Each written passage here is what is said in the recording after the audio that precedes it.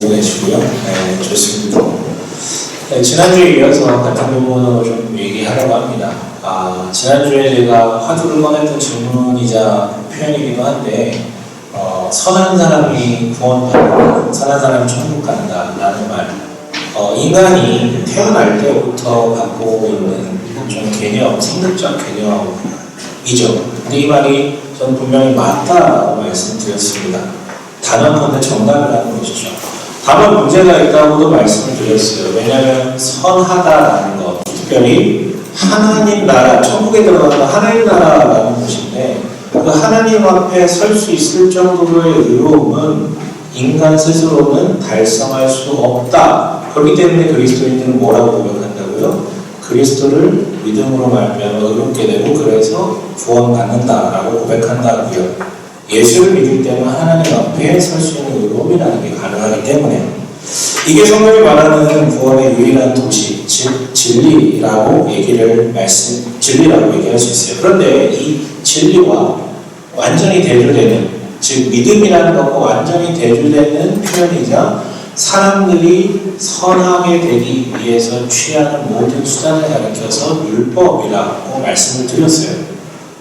제가 요거를 준비를 했는데 너무 싼 걸 샀나 봐요. 잘 안 넘어가네. 네. 그래서 요기를 못한 거예요. 들로 가요. 손을 이렇게 뻗어야 돼가지고 조금 자세가 애매하게 나와도 조금 그냥 원래 저런 사람이구나 하고 그냥 이해해 주세요. 네. 어쨌든 율법이라는 단어를 썼는데, 율법은 우리가 익히 알듯 구약에 나타난 그 율법 조문들을 세세하게 잘 지켜서 의롭게 된다라고 표현을 할 수도 있고, 하지만 갈라디아에서 나오는 율법이라는 것은 그런 모든 율법을 다 지키는 것이 아니라 그 중에서도 3대장이라고 부를 만한 그 세 가지 율법, 즉 그것을 지킴으로 의롭다 불리는 집단에 소속되는 것을 의미한다라고 말씀드려요. 그 의로운 집단은 뭐예요? 유대인이라고 말씀을 드렸어요. 하지만 이건 좁은 의미고요. 사실 율법이라는 것은 이렇게 정의하는 게 나아요. 그렇죠? 뭐예요? 예수 그리스도를 믿는 믿음으로 구원에 이른다라는 그 유일한 길을 제외한, 그 유일한 방법을 제외한 인간이 스스로 구원을 얻으려는, 선을 이루려는 모든 노력을 통칭 율법이다라고 정의할 수 있어요.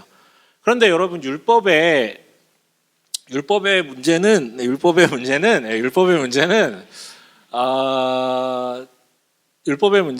그게 나빠서가 문제라고 아니라고 분명히 말씀드린 것 같습니다. 아니요, 오히려 좋죠.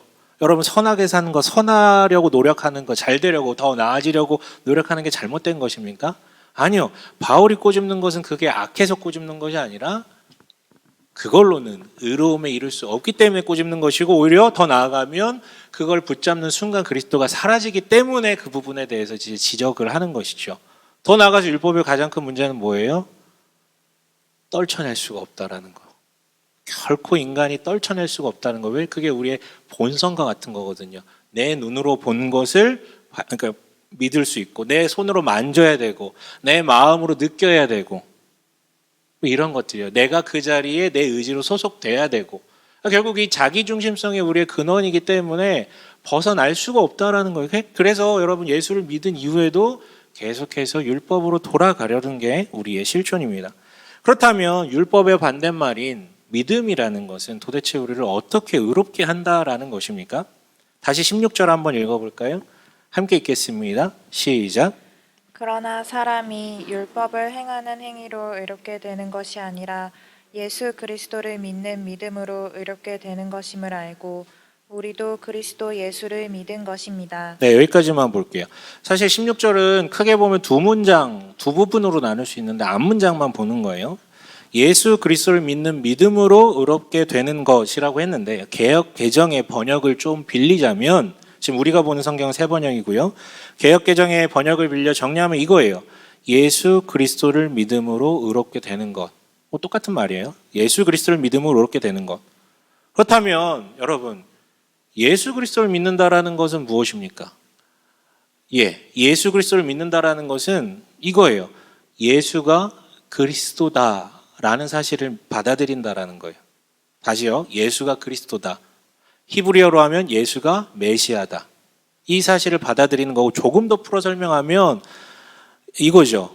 나사렛에서 살았던, 나사렛 출신 그 예수라는 사람이 하나님께서 구약에 예언하셨던 그 메시아다. 메시아라는 뜻은 하나님의 아들이다.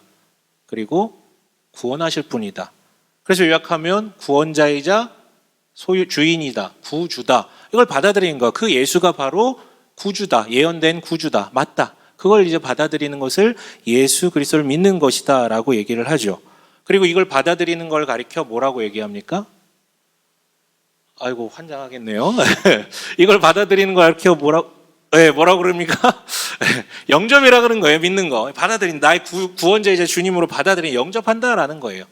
영접하면 어떻게 된다고요? 의롭게 된다고요. 예수 그리스도를 믿음으로 의롭게 된다가 바로 이 도시 가운데 있는 거예요. 다만 이 의롭게 된다라는 말을 좀 그 의미를 파악하고 아무튼 이 도식이에요.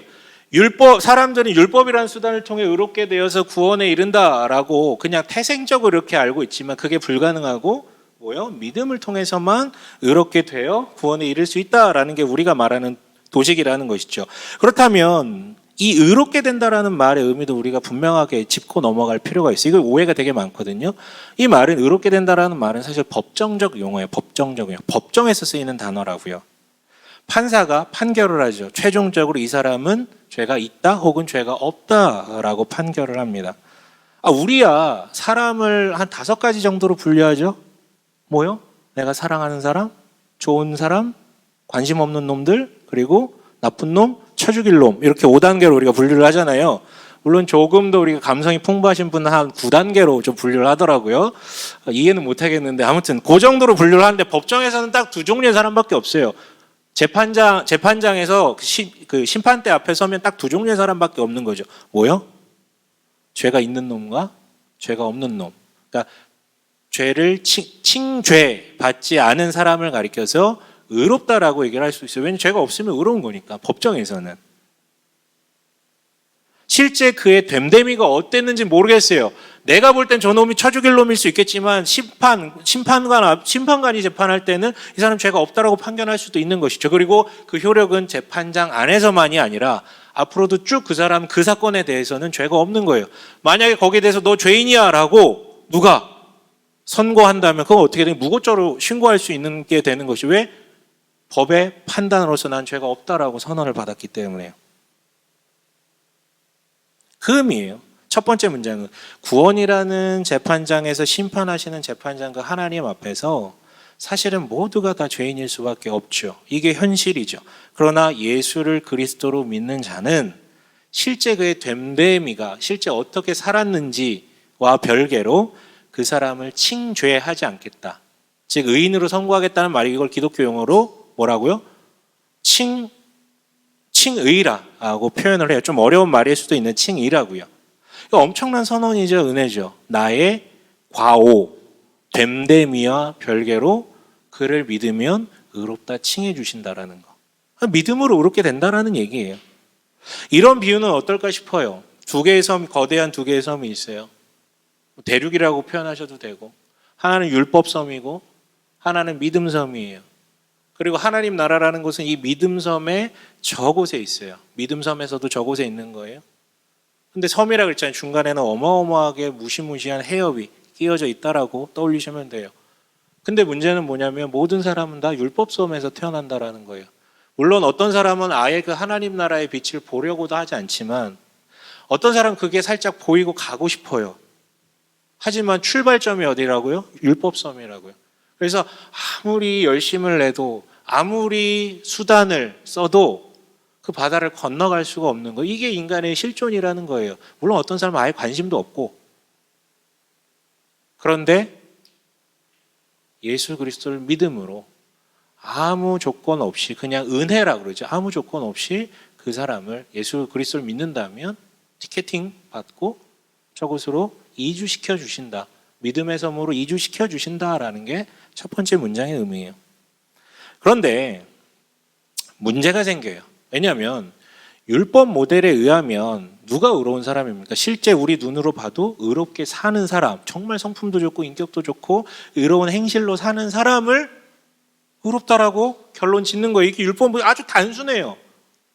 근데 믿음 모델로 나아가면 뭔가 문제가 생기는 거예요. 무슨 문제가 생기는 거예요? 무슨 문제예요? 이것도 문제인데 아무튼 무슨 문제가 생겨요? 의롭다 칭함을 받았는데 자기 꼬라지를 자기가 봐도 알거든. 실제 그렇게 의롭지 않거든요. 의롭다 칭함을 받았다 하고 내 정체성이 의롭다라고 하는데 내가 내 모습을 봐도 아니 내가 얘 모습을 봐도 의롭지 않아. 역설적이죠. 양심이 있으면 의롭다라는 말이 어울리지 않다라는 생각도 들죠.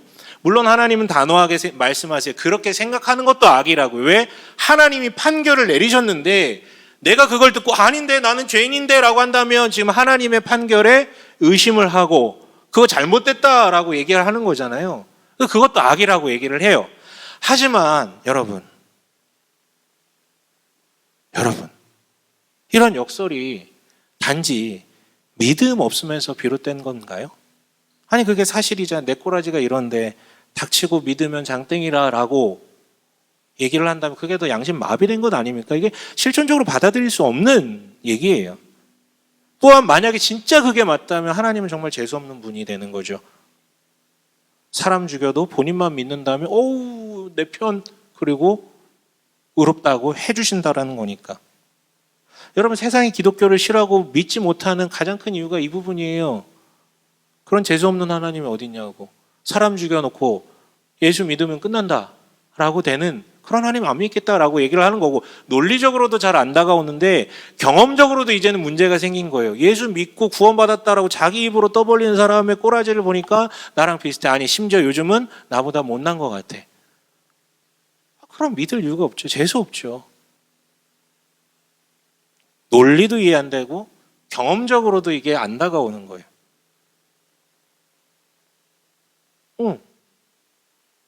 뭐요? 의롭다 칭함을 받은 것과 실제 의롭게 되는 것, 요 간극에 대한 이해가 너무나도 떨어진다는 것이죠.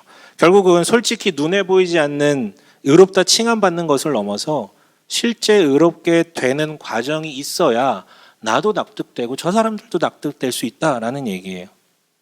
갈라디아인들이 바로 이 역설에 걸렸어요. 갈라디아인들이. 본문도 그 얘기예요. 16절 두 번째 문장에 이런 표현이 있죠. 아까 읽다가 중단한 거기서부터 다시 한번 읽어보실까요? 함께 읽어볼게요. 시작. 그것은 우리가 율법을 행하는 행위로가 아니라 그리스도를 믿는 믿음으로 의롭다고 하심을 받고자 했던 것입니다.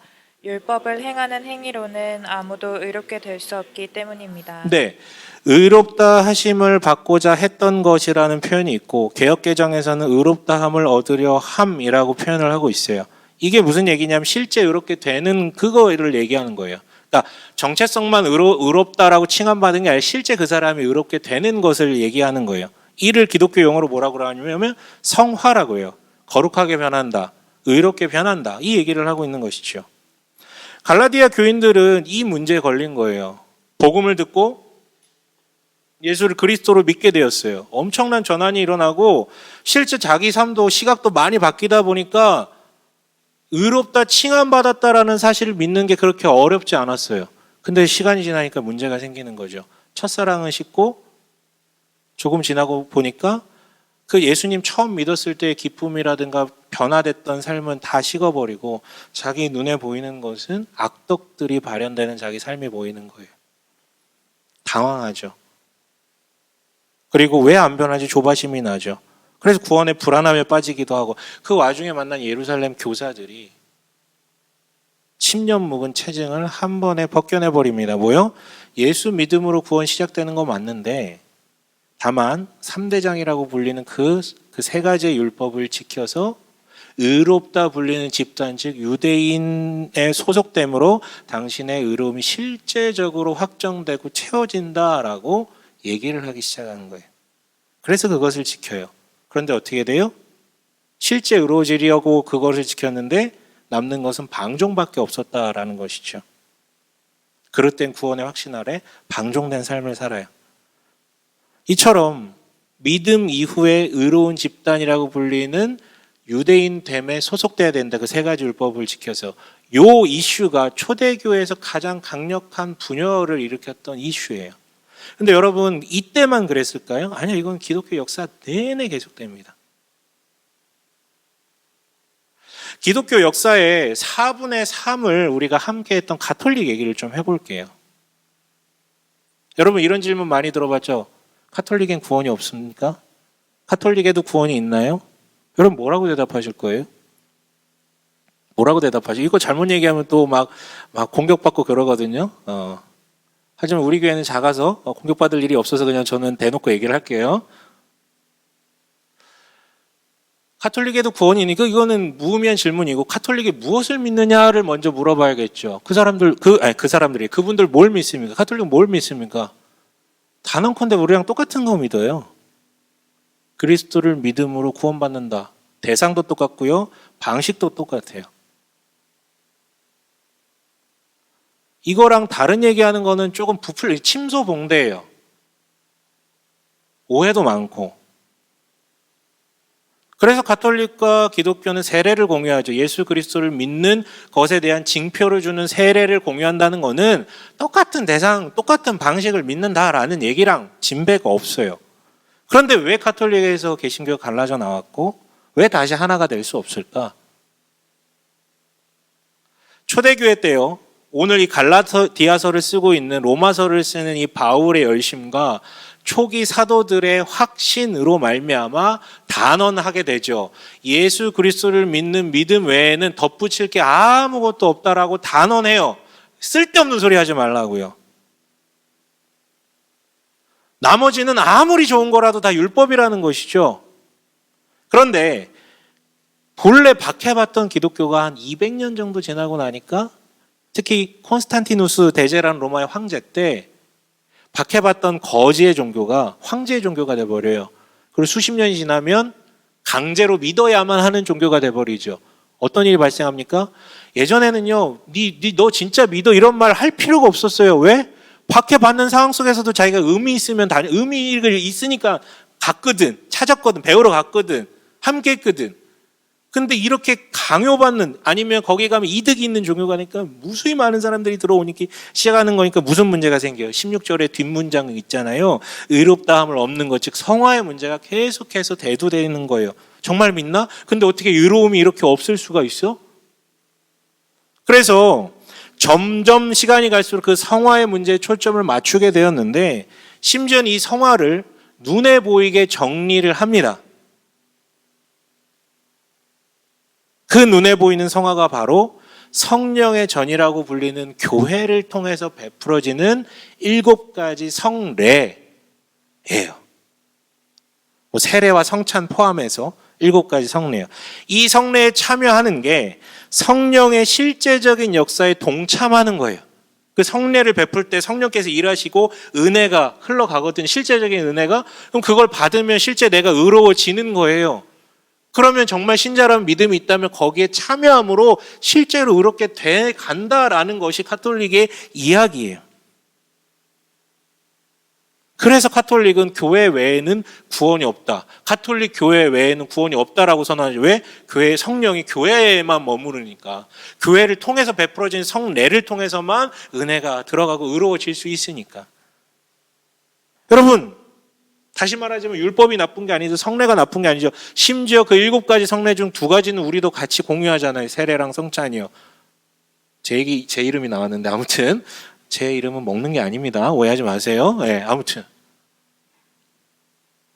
나쁜 게 아니에요. 그런데 이런 구조가 지속되다 보니 문제가 생겨요. 어떤 문제요? 예수를 영접하지 않아도 진지하게 그 믿음을 받아들이지 않아도 나의 구원자이자 주님으로 받아들이지 않아도 교회에만 소속돼서 7가지 성사만 빠지지 않고 잘 참여하면 끝나는 거예요. 실제 의로워진다고 하니까. 그래서 심지어 그 칠성사에 참여는 하지만 방종들이 너무 많이 일어나기 시작을 했고 심지어 고해성사라는 것은 어떻게 보면 되게 귀한 건데 그것이 이제 우대권이 되는 거죠. 죄 짓고 가서 고해하고 사함받고. 여러분 중세에 뭐 영화나 드라마 이런 거 보세요. 중세기를 사는 사람들의 사고 구조가 그려져요. 특히 권력자들. 오늘 막 악랄한 짓을 벌이고 그날 저녁에 가서 고해성사하고 사함 받고, 이게 너무 자연스럽게 이루어지는 거예요. 모두가 그렇게 산 건 아니지만 그 방향으로 계속 몰고 갑니다. 이 역설적인 상황과 부패가 극한에 달았을 때 그때 마틴 루터라는 독일의 수사가 등장하죠. 좌절해요. 이 역설에. 야, 나는 빠짐없이 일곱 성사에 가고 조금이라도 죄가 생각나면 가가지고 고해성사를 하는데 왜 나는 조금 더 의로워진다라는 생각이 하나도 안 들까? 오히려 생각하면 생각할수록 죄만 생각나고, 또 그 성사를 베푼다는 사제들 바라보니까 야, 저놈 새끼들은 더 썩었네? 야, 저 사람을 통해서 성령의 역사가 흘러들어온다고? 이게 말이 돼? 그러다가 어느 날 읽은 성경 본문이 자신의 영혼을 완전 뒤흔들어 놓죠. 본문과 동일한 얘기를 하고 있는 그 유명한 로마서 1장 17절 말씀이에요. 뭐요? 하나님의 의가 복음 속에 나타납니다. 이 일은 오로지 믿음의 근거에 일어납니다. 이것은 성경에 기록한 바 의인은 믿음으로 살 것이다. 우리 이 표현으로 익숙하죠. 오직 의인은 믿음으로 말미암아 살리라. 의로움은 교회가 주관하는 성사에 참여할 때 실제적으로 의롭게 되는 게 아니라 오직 예수를 믿음으로만 가능한 것이구나. 즉 출발점을 다시 찾게 된 거예요. 출발점을. 의로움의 출발은 교회의 성례나 이런 데 참여, 즉 율법이 아니라 믿음으로부터 시작된다라는 확신을 갖게 된 것이죠. 그래서 여러분 종교개혁이 일어납니다. 하지만 가톨릭은 그걸 용인할 수 없었어요. 왜냐하면 그걸 용인하는 순간 교회 체계가 무너지고요. 또 당시의 기득권층이 그것을 용납할 수 없었기 때문에. 그래서 유대교에서 기독교가 분리된 것처럼 가톨릭에서 개신교가 분리됩니다.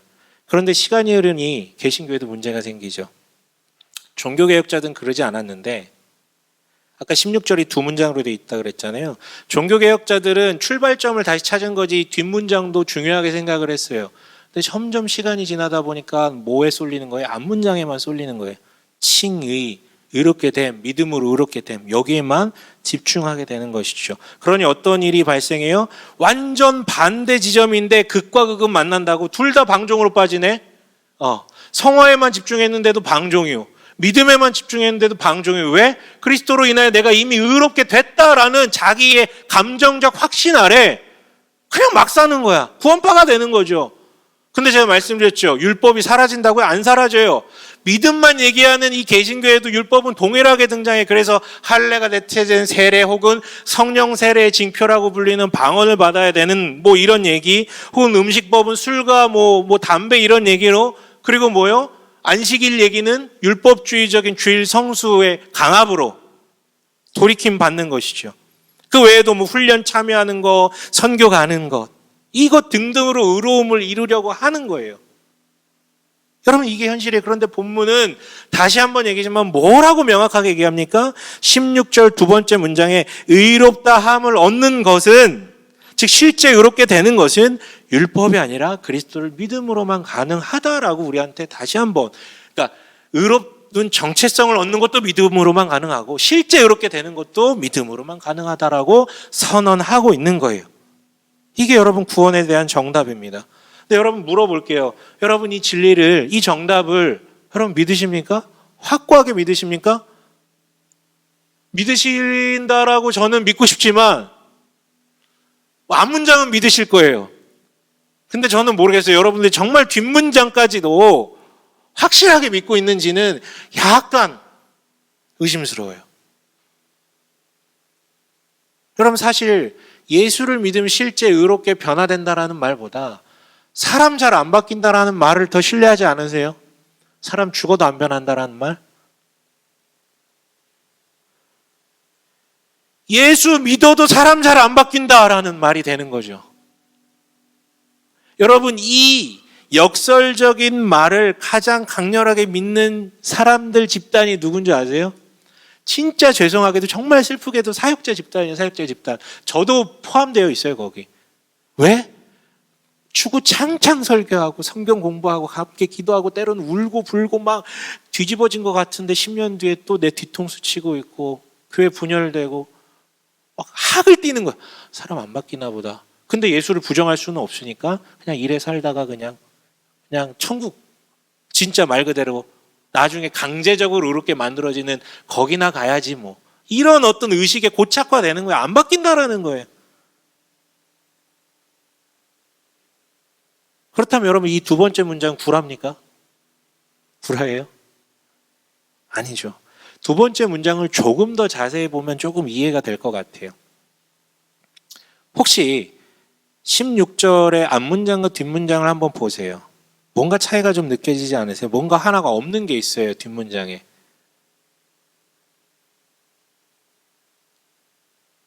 뭐가 없어요? 아주 유명한 단어. 예수라는 단어가 뒷문장에는 없어요. 예수 그리스도를 믿음으로라고 되어 있고 앞에는, 뒷문장은 그리스도를 믿음으로라고 되어 있어요. 이거 예수가 빠진 게 그냥 무의미한 누락이다라고 생각할 수도 있겠지만 사실 의미 있어요. 여러분, 그리스도를 믿음으로라는 말은요, 사실 헬라어 문장에 의하면 다르게 번역을 할 수가 있어요. 그리스도를이라는 단어는 그리스도의로 번역을 할 수 있어요. 근데 그리스도의 믿음으로 하면 말이 좀 이상한데, 이런 식으로 소유격으로 의라고 번역을 하면 뒤에 나오는 믿음이란 단어를 다른 의미를 띨 수 있거든요. 뭐냐면 신실함이라는 단어로 바꿔 부를 수 있어요. 즉 그리스도를 믿음으로 혹은 그리스도의 신실함으로라고 번역할 수 있다라는 것이죠. 그런데 아까 말씀드렸잖아요. 앞에 문장은 예수 그리스도를 믿음으로라고 되어 있고 뒤에 문장은 그리스도를 믿음으로라고 되어 있다 그랬잖아요. 그래서 갈라디아서 전체 맥락과 본문 여기의 맥락과 어법에 근거해서 해석을 하자면 앞에 문장은 그리스도를 믿음으로 의롭게 되는 것이라고 번역을 하고 뒤에 문장은 그리스도의 신실함으로 의롭게 함을 얻는 것이다 라고 번역할 수 있어요. 이게 단순한 번역 문제가 아니라 구원 정답에 대한 문제이기 때문에 이 얘기만 가지고 성경신학자들이 굉장히 많이 다투고 있거든요. 근데 저는 이렇게 번역하는 게 맞다라고 생각을 해요. 때문에 최종적 그림은 이게 되는 거예요. 사람들은 행위적 율법을 통해서 의로운 사람이 되고자 원해. 근데 그게 불가능하다 그랬잖아요. 뭘 통해서만 되다고요? 예수 그리스도를 믿음으로만 가능하다고요. 근데 그 이후에 또 다른 문제가 생기죠. 내가 의롭다라는 정체성을 부여받은 거가 실제 내 꼬라지는 다른 문제들이 발생을 해요. 그러다 보니까 갈라디아인이나 가톨릭에서는 어떤 식으로 이거를 또 보정하게 됩니까? 소속되는 것으로. 갈라디아인은 유대인됨에 소속되는 것으로, 가톨릭은 교회에 소속되는 것으로. 하지만 이것도 아니라 뭐라고요? 그리스도의 신실함으로 실제 의롭게 된다고요.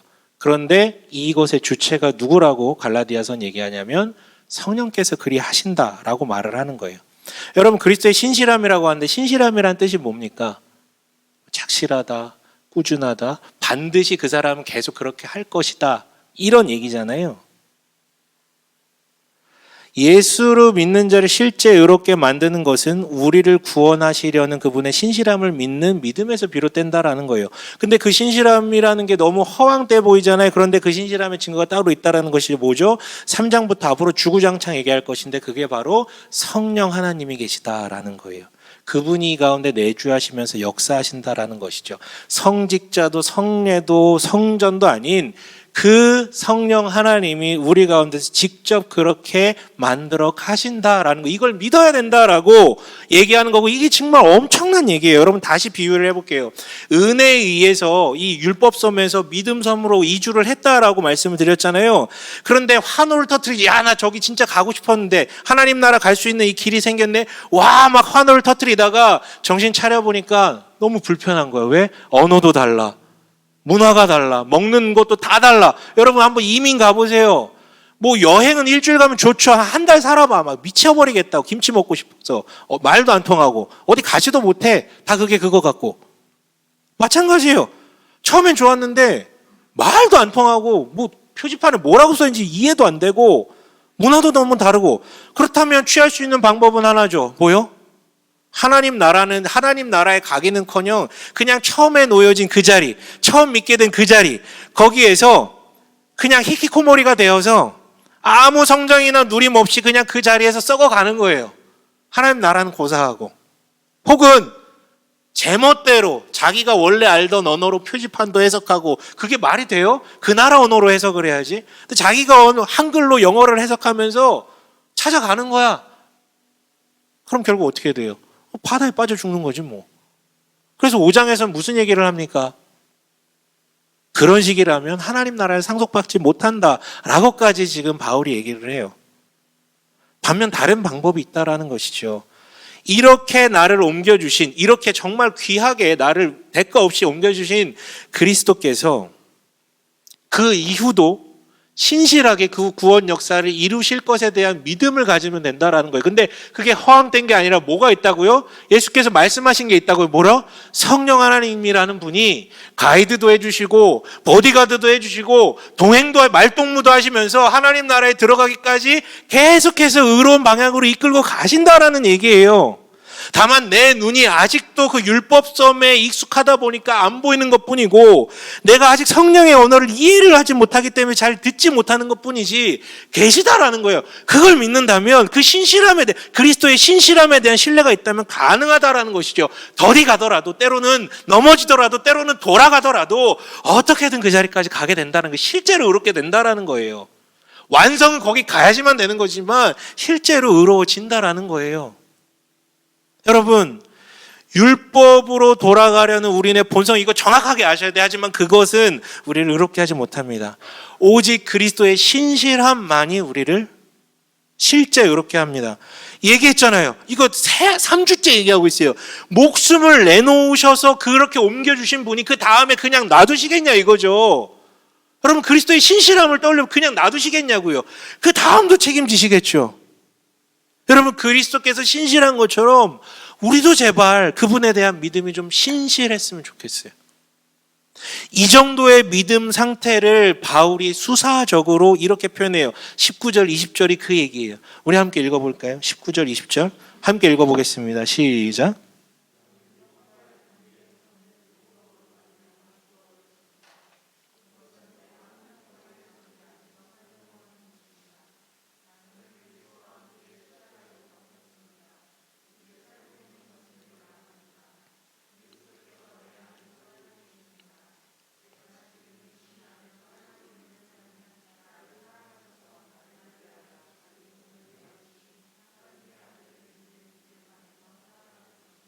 이거 뭔 얘기예요? 아, 내 안에 죄가 느껴지네.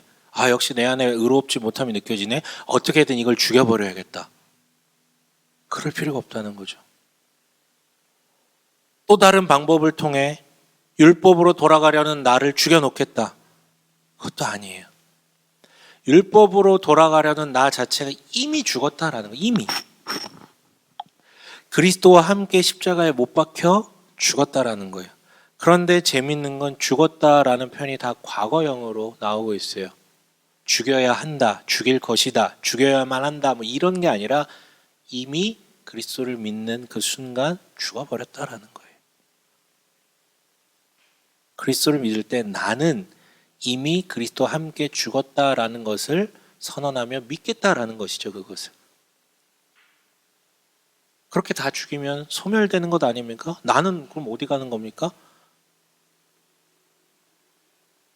아니요, 살아있다는 거예요. 어떻게?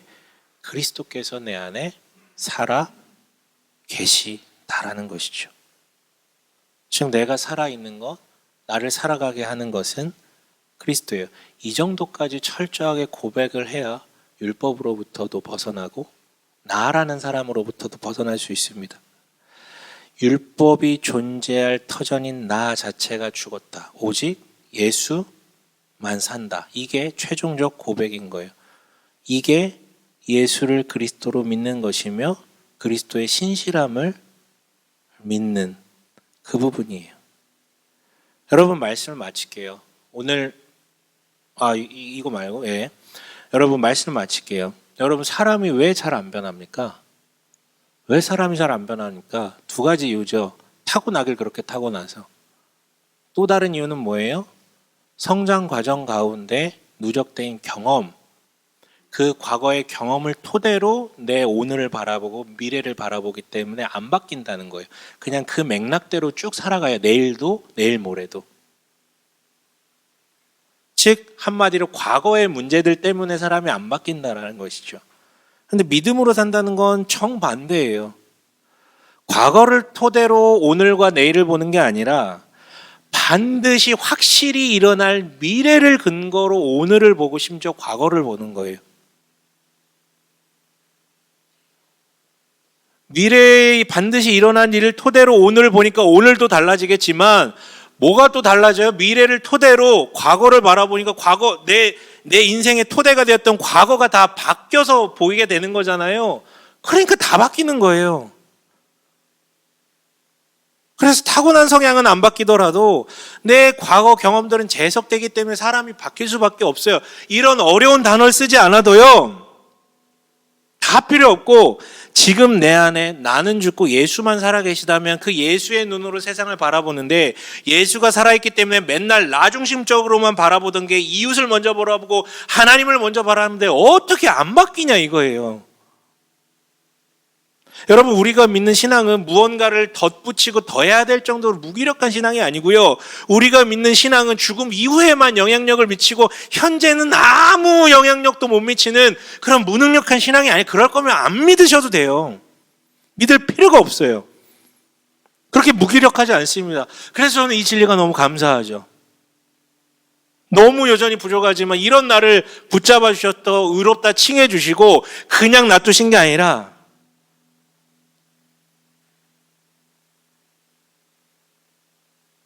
그 신실함을 의지하게 하시고 성령을 의존케 하셔서 미래적 시각으로 나를 바라보게 하니까 자유하게 되고 또한 그분이 정말로 변화시켜가는 과정을 누린다는 건 엄청난 기쁨입니다. 저 내일 늘 얘기하면서 성격 파탄자라고 별로 안 좋다고 너무 많이 바뀌었어요. 물론 앞으로도 많이 바뀌어야 되겠죠. 과거에 나의 아팠던 기억들이 더 이상 아프지가 않아요. 물론 그 영양 잔존물들은 계속 가겠지만